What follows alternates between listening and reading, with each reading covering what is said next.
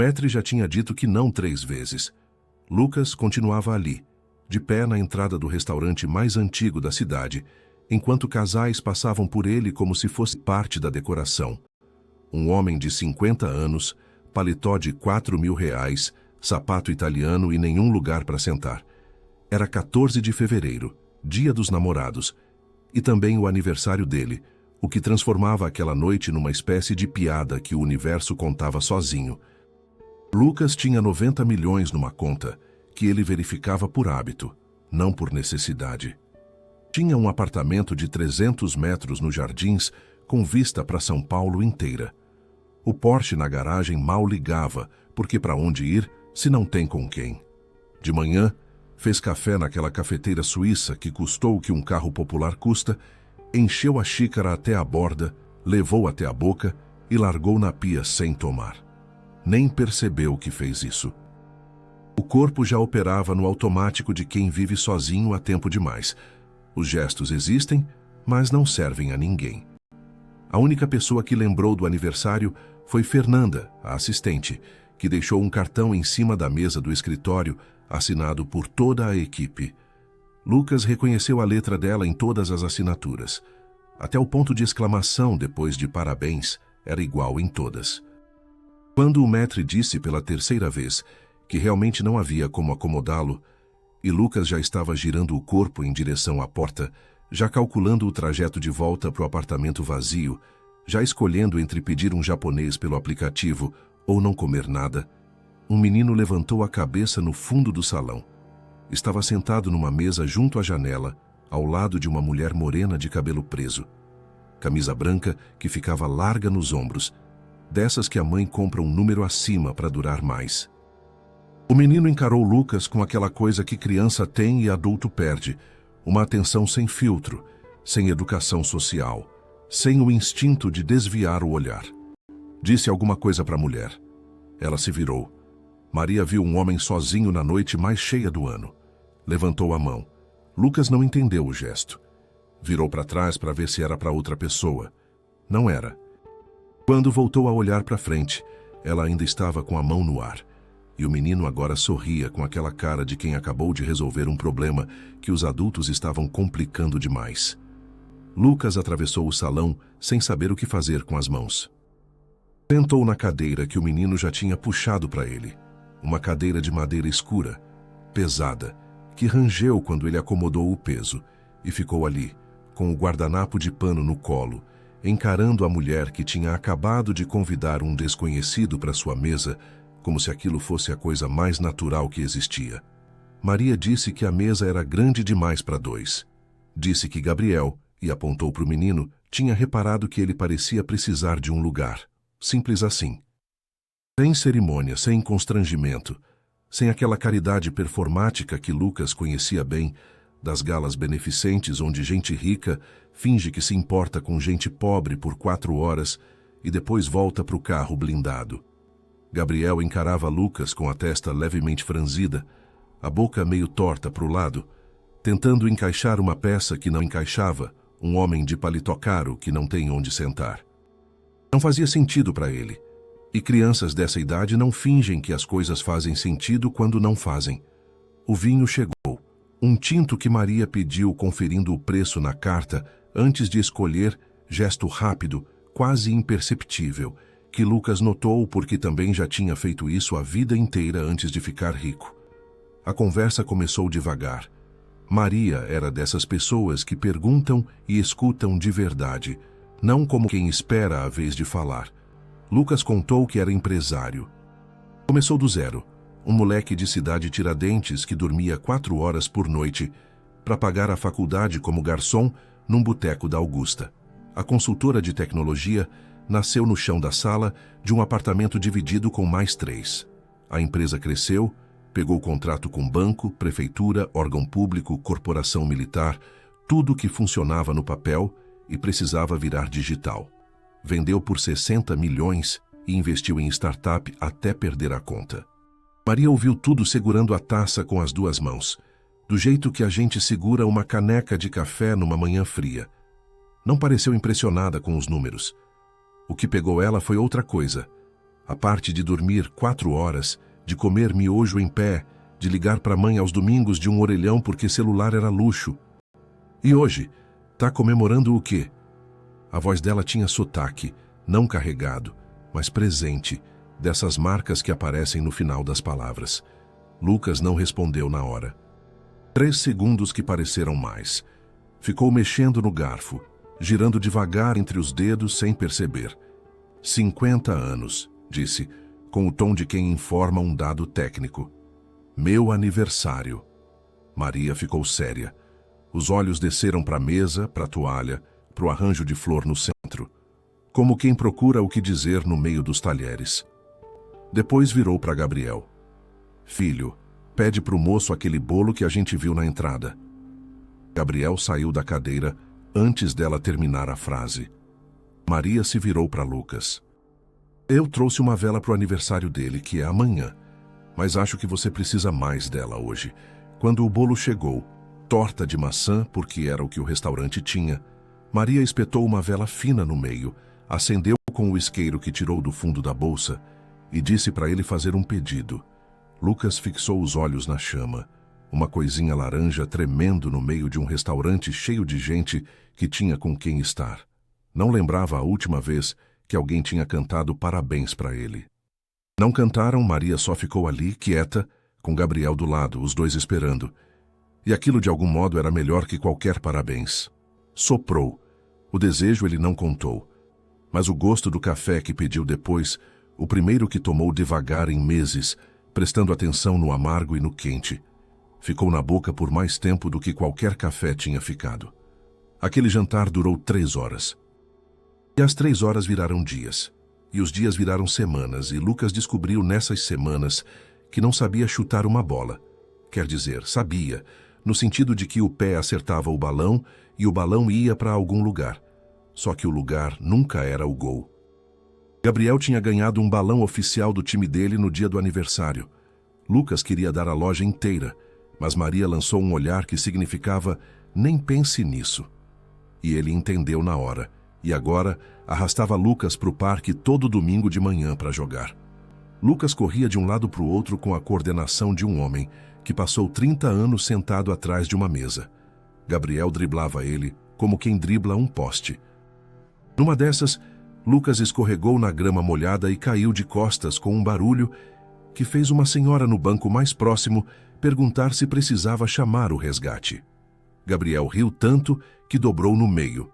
Maria, sentada na mureta com um livro aberto no colo que ela não estava lendo, tapou a boca com a mão, mas os ombros denunciavam. Era bom. Não, bom não é bem a palavra. Era um tipo de coisa que Lucas não tinha nome para dar. O tipo que não aparece em relatório, não gera lucro, não tem métrica. Ele passava a semana inteira esperando o domingo, coisa que não fazia desde criança. E quando o domingo chegava, o tempo passava rápido demais, como se alguém estivesse acelerando o relógio de propósito. Maria foi contando a história dela em pedaços, nunca de uma vez. Era de Recife. O marido André era policial militar. Morreu num acidente de trânsito 5 anos antes. Um caminhoneiro dormiu no volante, invadiu a pista, 3 quilômetros antes de casa. André fazia turno extra naquela semana, porque tinham cortado um benefício dele, e as contas estavam apertando. Disse isso como quem diz que esqueceu de comprar leite, sem drama, sem enfeite, com aquela naturalidade treinada de quem já contou a mesma história vezes suficientes para saber exatamente onde colocar cada vírgula. Lucas ouviu calado. Engoliu o "sinto muito" que ia sair por reflexo. Ficou ali, do lado dela, na mureta, com o joelho sujo de grama e o cabelo grudado na testa de suor, e deixou que ninguém dissesse nada por um tempo. Numa noite de terça, os dois jantaram sozinhos pela primeira vez. Um restaurante pequeno em Pinheiros, daqueles que tem 20 mesas e o dono conhece todo mundo pelo nome. Um lugar que insistia em colocar vela na mesa, mesmo em pleno 2025, como se vela em garrafa de vinho fosse voltar a ser charmosa em algum momento. Maria escolheu uma mesa no fundo, longe da janela. Lucas não perguntou por quê. Ele estava contando sobre os primeiros anos da empresa, rindo de si mesmo, de como deu errado antes de dar certo, quando mencionou um contrato grande que quase quebrou tudo. A gente tinha digitalizado o sistema de uma corporação e deu defeito nos primeiros meses. Foi um caos. Lucas disse aquilo rindo, sacudindo a cabeça, já emendando com outra história.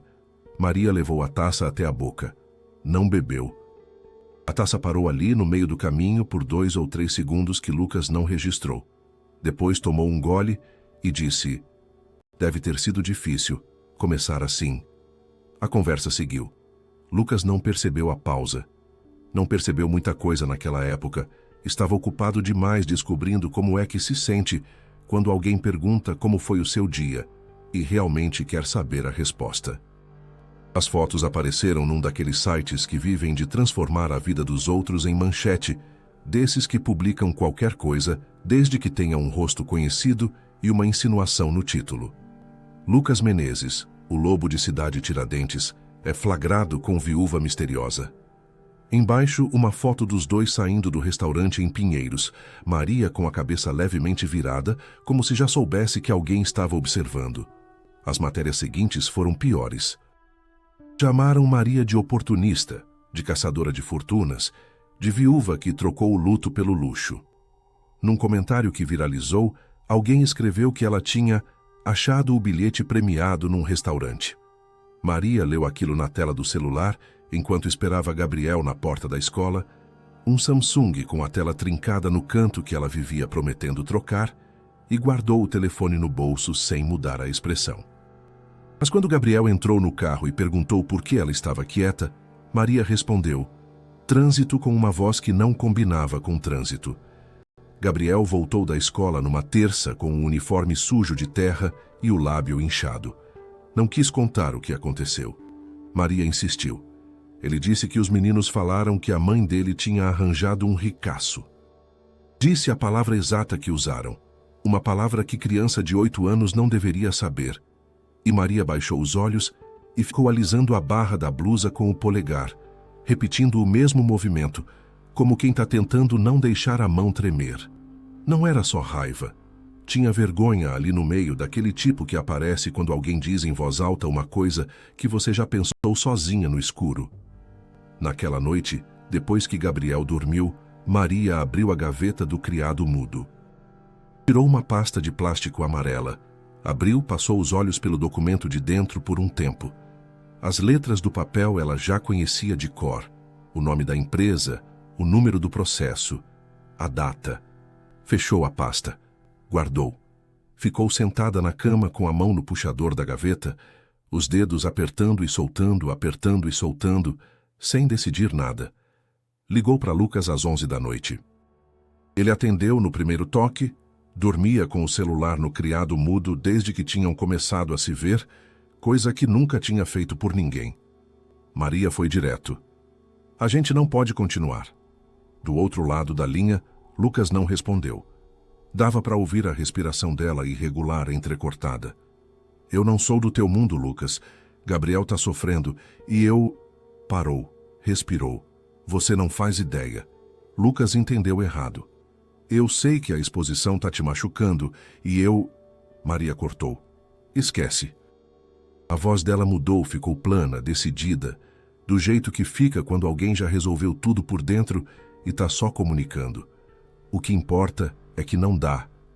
Cuida de você." Desligou. Lucas continuou com o telefone na orelha por mais uns 10 segundos, ouvindo o nada de uma ligação que já tinha acabado. Largou o celular na cama. 300 metros quadrados de teto em cima dele e nenhum centímetro tinha a resposta para o que deveria fazer agora. Não dormiu. Ficou sentado na sala até o sol entrar pela janela. Aquele sol de São Paulo que não pede licença, que invade o vidro e ilumina tudo que a gente preferia deixar no escuro. Às 7 da manhã, ligou para Fernanda e disse que ia se afastar. De tudo. Fernanda perguntou por quanto tempo. Lucas disse que não sabia, e pela primeira vez na vida, não saber não doeu. Antes de ligar para os sócios, foi até a cozinha. Abriu a geladeira, fechou, abriu de novo. Pegou uma garrafa de água, tomou um gole, colocou de volta. Fez café e dessa vez tomou de pé, encostado na pia, olhando pela janela para o prédio da frente, onde uma mulher estendia roupa no varal da sacada às 7h30 da manhã de uma quarta-feira.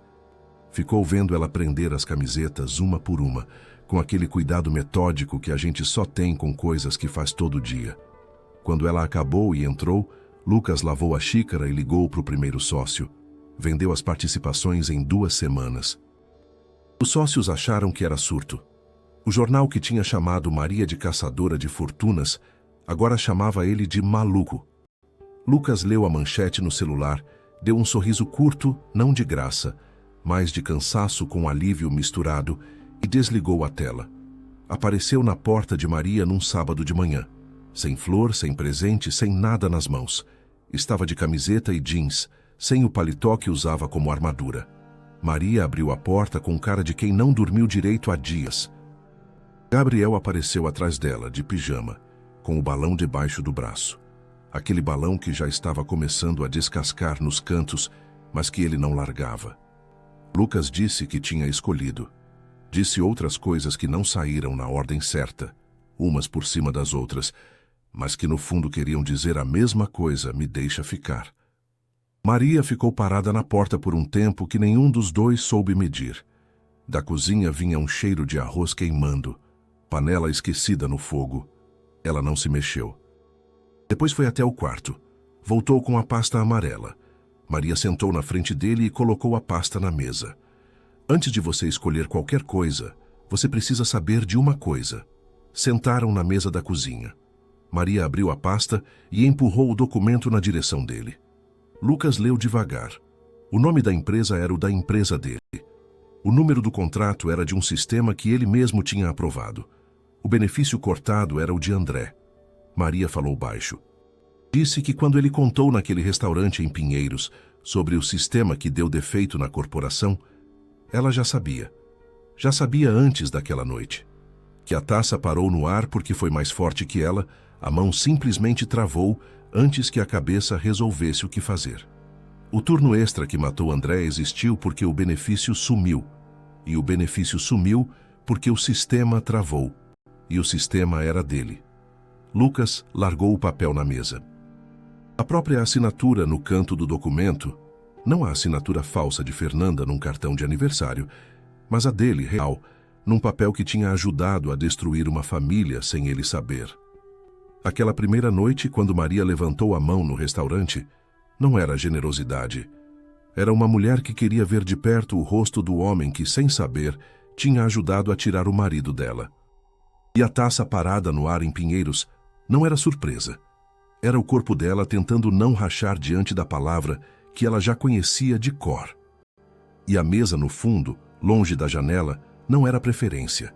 Era medo de que alguém visse no rosto dela alguma coisa que ela não conseguia esconder quando ele falava da empresa. Cada pedaço daqueles meses ganhava outro peso agora. Maria estava com as 2 mãos na caneca, vazia, sem café, só segurando. Eu não chamei você naquela noite por acaso. A voz saiu baixa, medida. Eu sabia quem você era. Queria ver de perto o rosto do homem que parou, não terminou, ou não quis. Mas aí eu vi. Vi que você também estava destruído, e não consegui odiar. Gabriel enfiou a cabeça na cozinha, viu os dois quietos, e voltou para o quarto sem dizer nada, com aquela sabedoria estranha que ele tinha de saber quando os adultos precisavam ficar sozinhos com as coisas pesadas. Lucas não pediu perdão, porque não sabia se tinha direito. Maria segurava a caneca com as 2 mãos, e o rosto dela não dava pista nenhuma do que ela estava disposta a dar. Ficaram ali, na cozinha, com o documento entre os dois e o barulho do trânsito entrando pela janela aberta. Do lado de fora, o vizinho de cima arrastou uma cadeira na varanda e ligou um rádio num volume que não era alto nem baixo, um daqueles volumes de sábado de manhã que fica ali de fundo, sem incomodar ninguém. Tocava uma música que nenhum dos dois reconheceu. Lucas ficou ouvindo por um tempo, sem motivo, só porque o cérebro precisava de alguma coisa que não fosse aquele documento. Maria levantou, foi até o fogão, desligou o arroz queimado, abriu a janela para sair a fumaça. Voltou para a mesa. Ninguém disse nada sobre o arroz. Casaram num cartório do centro num dia de semana, sem festa. Gabriel levou as alianças no bolso da calça jeans e quase derrubou uma. A juíza fez cara de susto e ele fez cara de não foi nada. E Maria tapou a boca para não rir no meio da cerimônia. Venderam o apartamento dos 300 metros e compraram uma casa com quintal em Cotia, normal, sem revista, com parede que precisava de pintura e uma torneira da cozinha que pingava de madrugada num ritmo que acabou virando parte do som da casa. No quintal, o balão descascado ficou num canto junto do portão. Ninguém jogou fora. A casa em Cotia era num daqueles bairros que o pessoal chama de tranquilo, o que na prática significa que não acontece nada interessante o suficiente para virar notícia, mas acontece o bastante para manter a fofoca da padaria funcionando de segunda a sábado. Lucas ia na padaria toda manhã comprar pão. O padeiro chamava ele de doutor, e Lucas corrigia toda vez, e toda vez o padeiro ignorava a correção. Virou rotina a correção e o ser ignorado, e Lucas descobriu que gostava das duas coisas. 2 anos depois nasceu Clara. Lucas tinha 53 anos e segurava uma criança no colo pela primeira vez. Não chorou, ou chorou, mas só depois que Maria dormiu e ele ficou sozinho com a menina na sala, andando de um lado para o outro naquele passo idiota que todo pai novo faz sem ninguém ensinar. Todo 14 de fevereiro voltavam ao restaurante, mesma mesa, junto à janela. Maria agora escolhia a janela, não o fundo. Numa dessas noites, muitos anos depois, Lucas perguntou por que ela levantou a mão. Maria segurou a caneca de café, cheia desta vez, e ficou um tempo passando o dedo na borda antes de responder. Disse que tinha visto um homem sozinho na noite mais cheia do ano, que reconheceu nele alguma coisa. Uma pessoa sozinha reconhece outra, Lucas. É tipo radar. Tomou um gole do café. Achei que se a gente sentasse junto, pelo menos naquela noite, ia ser menos pior. Na manhã seguinte, Lucas acordou cedo. Fez café, 2 xícaras. Tomou a dele na cozinha, devagar, prestando atenção no amargo e no quente. Levou a outra para o quarto, onde Maria ainda dormia. Pela janela da cozinha entrava o mesmo tipo de luz que entrava pela janela do restaurante naquela primeira noite. A torneira da cozinha pingava naquele ritmo de sempre. Do quarto veio o barulho de Maria se mexendo debaixo do lençol. Lucas encostou na pia, tomou o último gole e lavou a xícara, a dele, não a dela, porque a dela ia ficar esperando na mesa até Maria levantar, como ficava toda manhã.